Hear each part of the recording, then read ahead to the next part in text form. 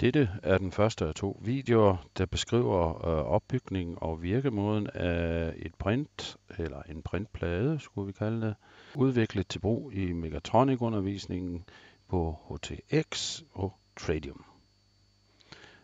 Selve printet, eller selve diagrammet, eller hvad man vil, er opbygget omkring en mikrocontroller af typen 16F88 fra Microchip.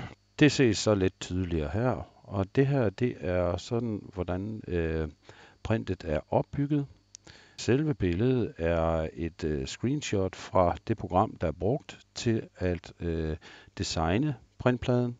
Det er et program, der hedder Eagle, som i øvrigt er til at få i en freeware-version. Og den kan man altså finde på www.catsoft.de. Opbygningen af printet er som vist her. Selve mikrocontrolleren, den finder vi her. Mikrocontrolleren er altså hjertet i det hele. Det er meningen, at man skal programmere sin mikrocontroller i et andet udstyr, eller med noget andet udstyr, og så kan man montere mikrocontrolleren her i det her print, og så er der forskellige ind- og udgange tilgængelige. Allerførst, hvis vi ser heroppe, så er der en række tilslutninger, en række klemrækker, og det man så lige kan se her, det er A0, A1, A2, 3 og 4, og det vil altså sige de første 4 ind- eller udgange, eller tilslutninger i port A. Det er tiltænkt, at de egentlig skal bruges som indgang, men de kan altså også bruges som udgang, hvis man vil. For hver tilslutning, der er der en klemrække med 3 klemmer. Og her kan vi så se en klemrække, det er den sorte her, med 3 klemmer. Og der er det så sådan, at det er markeret heroppe, at klemmen yderst til højre, der er der altså 5 volt på. Klemmen til venstre, der er der 0 volt, eller ground, eller stel. Og den midterste klemme, det er altså der, hvor indgangen eller eventuelt udgangen skal sluttes til. Sådan er det bygget op for A0 til A4. Det man kan skimme her, modstandene her fra R2 til R6, det er simpelthen det, der hedder pull-down modstanden. Pull-down modstanden kan man læse om i det materiale, jeg har udleveret, der hedder ind og ud af mikrocontrolleren.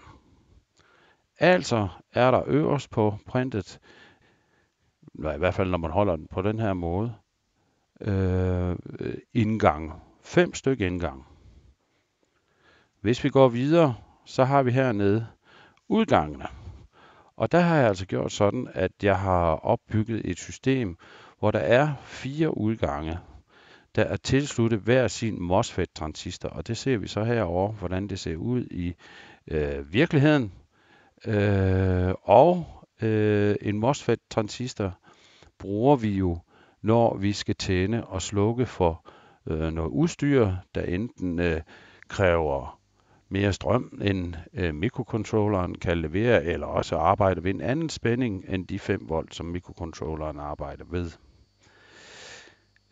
Hver af de her udgange er tilsluttet igen en klemmerække, og der kan vi se, hvis jeg kigger på B0 her, at der er altså 2 tilslutninger på den her klemmerække, og der er plus her, og så er der tilslutning til selve transistoren. Og igen skal jeg henvise til det undervisningsmateriale, jeg har lavet omkring mikrocontrolleren.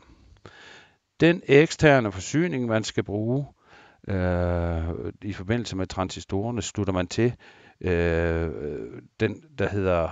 den klemme, der hedder X1, altså den der yderst til højre forneden.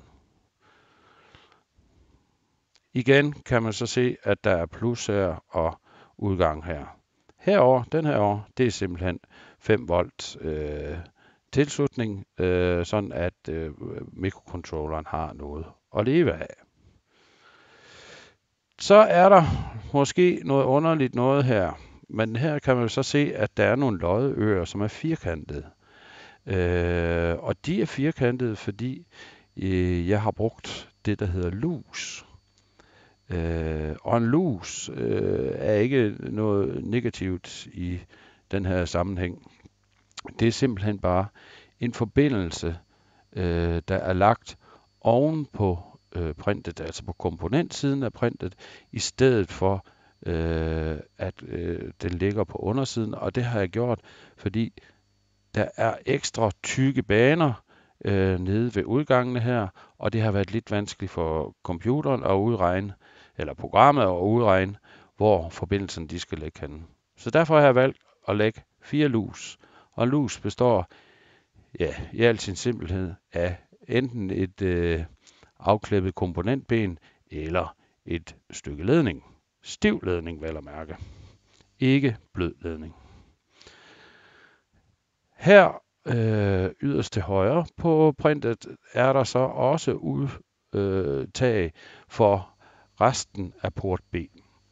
Man kan se, at der er udtag for B7 ned til B4, og der er også udtag for 0 volt og 5 volt. Jeg har valgt ikke at tage det ud til klemrækker her, fordi det vil bare fylde lidt for meget i det her system. Så der er simpelthen forberedt til, at der kan komme en stiftliste i. Så kan man montere med hundstik, hvis man har lyst til det. Så det er altså sådan, at port A, der har vi fra A0 til A4 tilgængelig, og port B, der er simpelthen fra port B eller fra B0 til B7 tilgængelig. Alle forbindelserne. Til sidst skal vi så sige, at der er monteret en knap her, en switch, som skal bruges til at resette, altså master clear vores mikrocontroller. Og det vil sige, at når vi aktiverer den kontakt, så stopper programafviklingen der, hvor der var kommet til. Alt bliver slukket, og når man så slipper knappen igen, starter programmet helt forfra.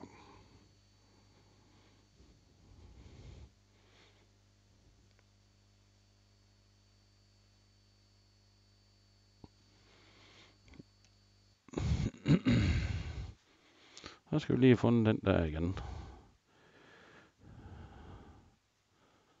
Så stopper